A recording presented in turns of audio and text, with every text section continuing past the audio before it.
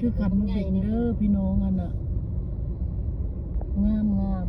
อยู่เมืองสวรรค์เด้อนี่เด้อสวนเมืองคนสวรรค์ไส้อันนี้วงเวียนตลาดสวรรค์ไส้เด้อนี่เด้อสวรรค์นาเขตคือกันมีแต่จุดงามๆเด้อพี่น้องนี่ถ่ายให้เบิ่งเลยนี่ผู้ใดบ่มากอะเบิ่งในคลิปนี่ล่ะ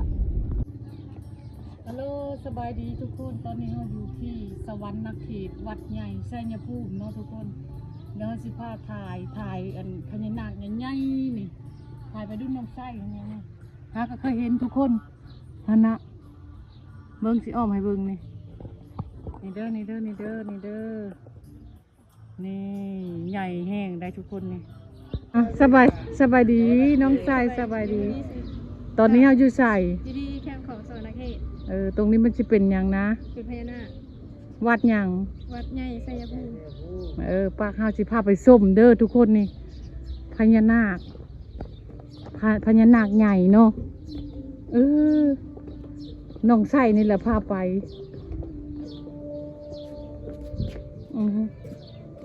พญานาคอันนี้เป็นปลายอันนั้นเพิ่นเด้จะเตียงสิพาส้มเด้อนี่พญานาคใหญ่ที่สุดในเมืองสวรรค์เนาะนี่พญานาคใหญ่เนาะโอ้ใส่พาไปขิมของผูกเย็นสบายบ่ฮันน่ะพี่น้องฮักเห็นเป็นครั้งแรกสวรรค์นาเขตเดินนี่คือพระประจำอาทิตย์ตรงนี้ก็จะเป็นภาพประจำวันเกิดเนาะ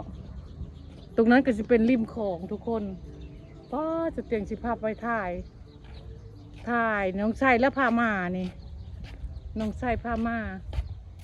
เขาก็เลาะคิมของคือเก้าอันนี้มันก็คือคืนมันเป็นวัดเนาะตรงนั้นนะมันจะเป็นเมืองลินตรงซุมเฮามาตอนนั้นนะต่อจากนั้นนะเด้ลงผู้บอกลงแคมของผู้ใช่ไปนะอันนี้นะค่อยเห็นฮอดอันฟังนั้นทุกคนเดี๋ยวชูมให้เบิ่งเด้อป้าตัวน่ะเฮือนฟังอันมุกดาหารแล้ววันนั้นนะ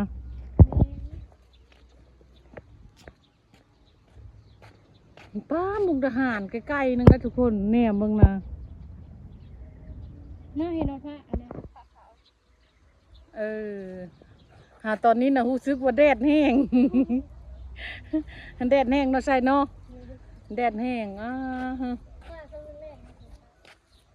ห้ามมาไหว้พญานาคนี่ได้เด้อทุกคนเด้อนี่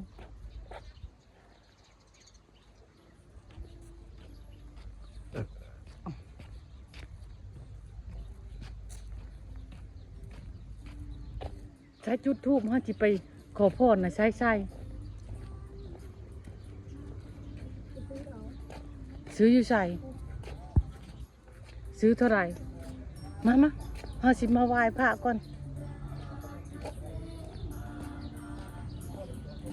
ไหว้พระก่อนเด้อทุกคนซื้อเท่าไหร่ชุดเท่าไหร่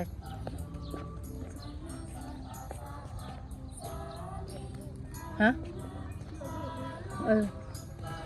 เดี๋ยวเขาก็สิพาซื้อเอาทูบ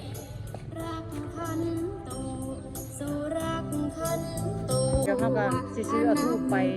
บูชาเนาะไหว้พญานาคไป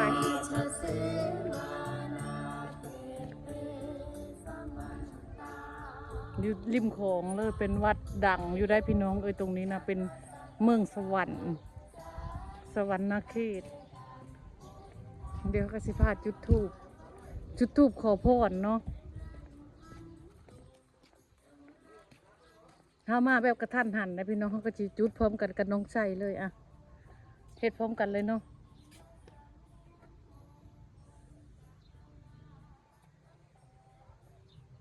เขาไต่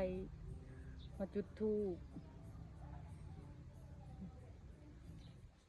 อันนี้มันจะเป็นพายแดงอันนี้ก็เข้ากับโบฮูจักปันไดเนาะเพิ่นเอาไว้มัดอย่างเพิ่นมาวัดมาคนขอพรพี่น้องเนี่ยพญานาคนี่ก็ง่ายคอยชุดแสงตาพวกนั้นนะ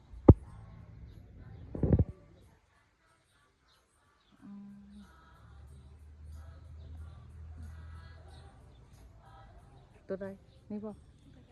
ไปทอดเกือบบ่ห้ามาขอพรพร้อมกันเลยเนาะ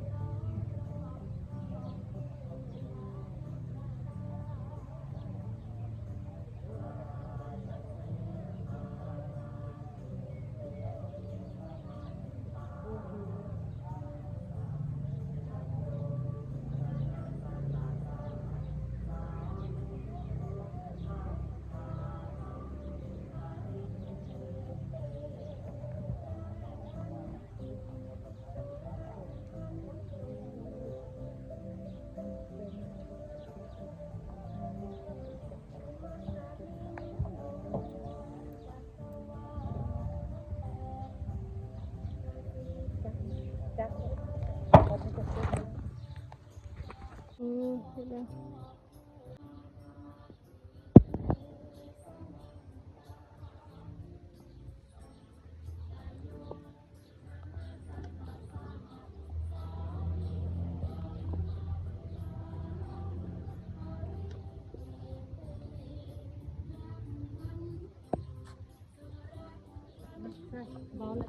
สำหรับคลิปนี้ก็จะเปลี่ยนสิจบจำนี้เด้ออย่าพาวเดี๋ยวไปถ่ายน้องไส้ก่อน คลิปนี้ก็จบเพียงเท่านี้แล้วเนาะ เอาไว้พอการคลิปต่อไปเนาะน้องไส้น้องสิพาถ่ายให้เบิ่งตรงนี้ก็ถ่ายให้เบิ่งแล้วเมืองสวรรค์ไผบ่ทันได้เคยเห็นเคยเที่ยวกับมาเนาะมาเที่ยวได้เด้ออยู่นี่เนาะเมืองสวรรค์วัดใหญ่ไสยภูมิเนาะ แม่น น้องไส้ปะพอกันคลิปต่อไปเด้อนี่ทุกคน มาแบบกระทันหันนะพร้าวมือปะพอกันคลิปต่อไปพุ่นละ